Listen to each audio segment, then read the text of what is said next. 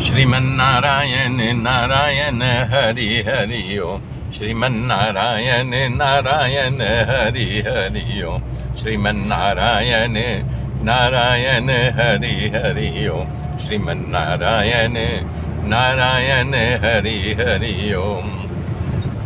मेरे मित्रों, आज मैं घर पे नहीं हूँ, कहीं बाहर हूँ और यात्रा कर रहा हूँ। यात्रा के दौरान ही गाड़ी से सफ़र कर रहा हूँ। कथा आप लोगों को भेज रहा हूँ, सुनिए अवश्य। तब ध्रुव की भक्ति से हाहाकार मच गया।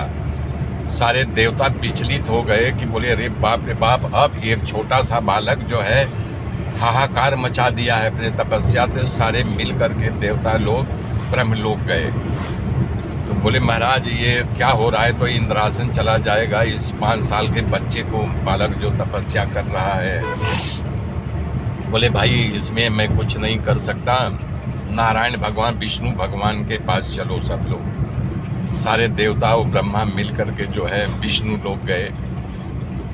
तो भगवान तो सब जानते थे, बोले कि कैसे आना हुआ?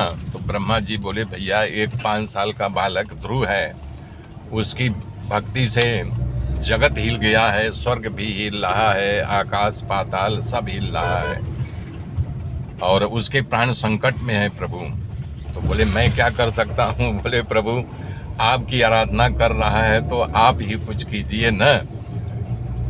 तो बोले मैं ही कुछ करूँ? बोले हाँ, यदि आप उसको दर्शन देने नहीं चलेंगे तो उसके प्राण पराह बना हुआ है, एक पैर पे खड़ा होकर के ओम नमो भगवते वासुदेवाय, अब तो हवा भी नहीं पी रहा है।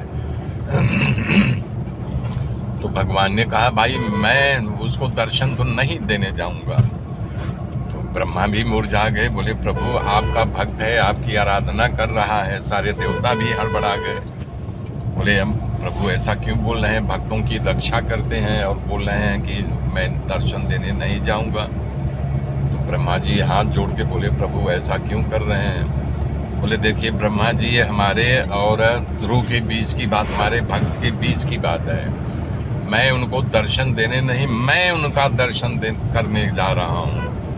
तो देवताओं के मुंह पर जो है यानी कि खुशी आ गई कि बोले भगवान जा रहे हैं। तो तुरंत जो है यानी कि भगवान अपने गरुण को इशारा किए, गरुण आ गए। तुभ्यम नमामि करते हुए गरुण उड़ान भरे और जहाँ ध्रुव तपस्या कर रहे तो वहाँ भगवान पहुँच गए। तो देखा देवताओं के मुंह पर जो है यानी कि खुशी आ गई कि बोले भगवान जा रहे हैं। तो तुरंत जो है यानी कि भगवान अपने गरुण को इशारा किए, गरुण आ गए। तुभ्यम नमामि करते हुए गरुण उड़ान भरे और जहाँ ध्रुव तपस्या कर रहे तो वहाँ भगवान पहुँच गए। तो देखा वो आराधना में लीन है। आवाज़ कोलाहल आ रहा है, शोरगुल मचा हुआ। सारे देवता भी अपने अपने विमान लेके आ गए स्वर्ग से। तो जब आंख नहीं खोले तो भगवान ने एक माया किया, जो अंदर चतुर्भुज रूप दिखाई दे रहा था वो बंद कर दिए, वहाँ का बटन ऑफ कर दिए हर जगह। और जब वहाँ प्रभु नहीं दिखे तो फट करके आँख खोल दिए तो वही चतुर्भुज रूप में भगवान बाहर खड़े थे। उनको देख करके हर्षित हो गए, बोले प्रभु। तुरंत उठ करके दंडवत पैरों पर गिर गए, बोले आज हमारी आराधना सफल हो गई। तो भगवान हंसने लगे, बोले तुम अजर अमर रहोगे, तुम्हारी तपस्या से मैं खूब खुश हूँ।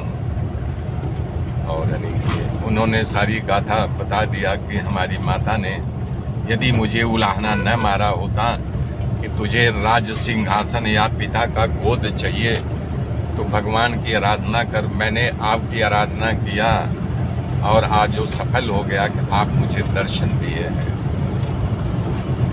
बोले ठीक है, दर्शन दे दिया, तुम्हारी आराधना सफल हुई।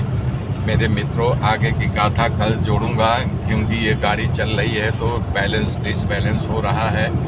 आज इतने से ही संतोष कीजिए, कल के लिए फिर मिलूंगा। जय श्री राम।